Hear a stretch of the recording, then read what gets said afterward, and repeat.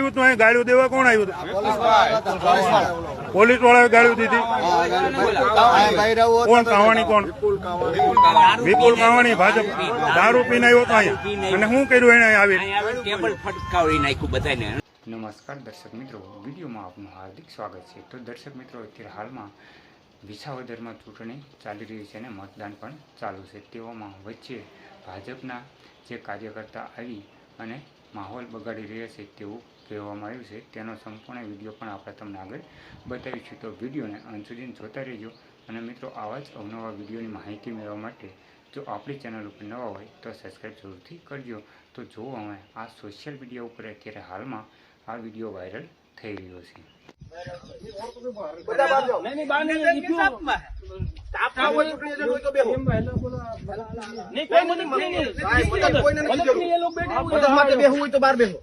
दोस्तों मीटर के बाहर जिसको मदद करनी वो कर ले.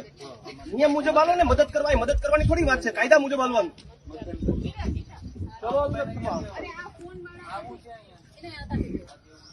बाहर जमा कर दो. जो तो करिए भाई. क्या मीडिया क्या है? करो साहब.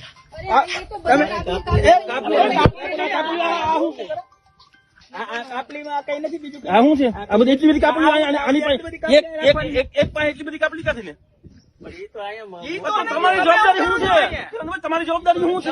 જવાબદારી અહીંયા પેલા તો તમે કરો બધું. તમે બધું કરો, બહાર કરો. 1 મિનિટ નથી કઈ કરતા છે. આવ્યા છે બેન, મારી વાત સાંભળો. લોકોને કચરો ન થાય. અને હવે કોઈ ના આવું. આ તો ભાજપનું કામ તમે ખુલ્લે અંદર કરી રહ્યા છો. આ શું વાત છે? અરે યાર, કોઈ ભાજપની અંદર આવું છે કોઈ પણ કચરો ફેંકો હોય નો થાય. તમને સત્તા આપી અંદર તમને મદદ કરવાની. અંદર તમને કોણ સત્તા આપી મદદ કરવા માટે? હવે આ વસ્તુ થવી ન જોઈએ. ઉબાડો નહીં કરો. નહીં, ઉબાડવાની વાત નથી. આ વસ્તુ બધી આપવી જોઈએ. જવાબદાર સોરી ભાઈ, તમે સભ્યો છો. હું તો ઈજ કોણ આદરલી વોટર છે મત નાખવાય.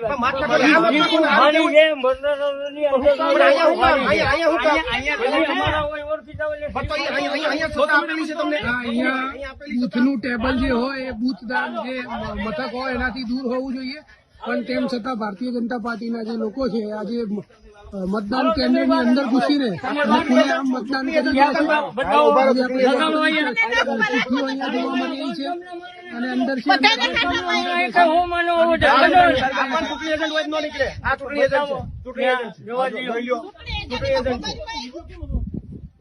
તમારે કાર્ડ લગાડવું જોઈએ. મોબાઈલ લાગશે કાર્ડ લાગશે. ચૂંટણી એજન્ટ છે, વેરીફાઈ કરો. ચૂંટણી એજન્ટ છે, વેરીફાઈ કરો.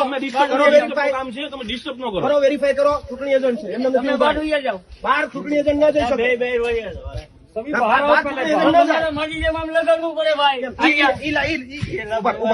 કઈ વાંધો નહીં. ઉભા તો વેરીફાઈ કરવાનું તંત્ર જવાબદારી છે. તંત્ર જવાબદારી તંત્ર વેરીફાઈ કરે. હું ચૂંટણી એજન્ટ ન હોય મને બહાર કાઢે.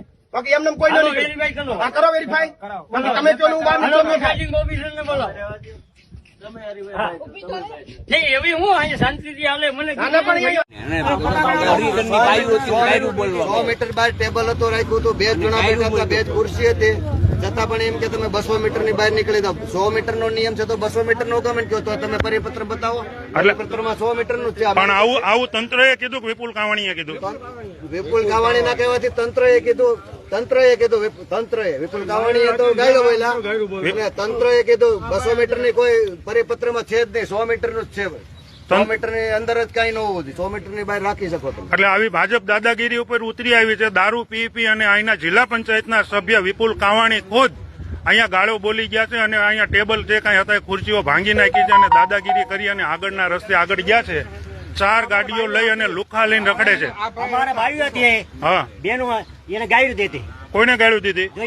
મોટર વાળા વિપુલ કાવાણીએ. વિપુલ કાવાણી હતો ને?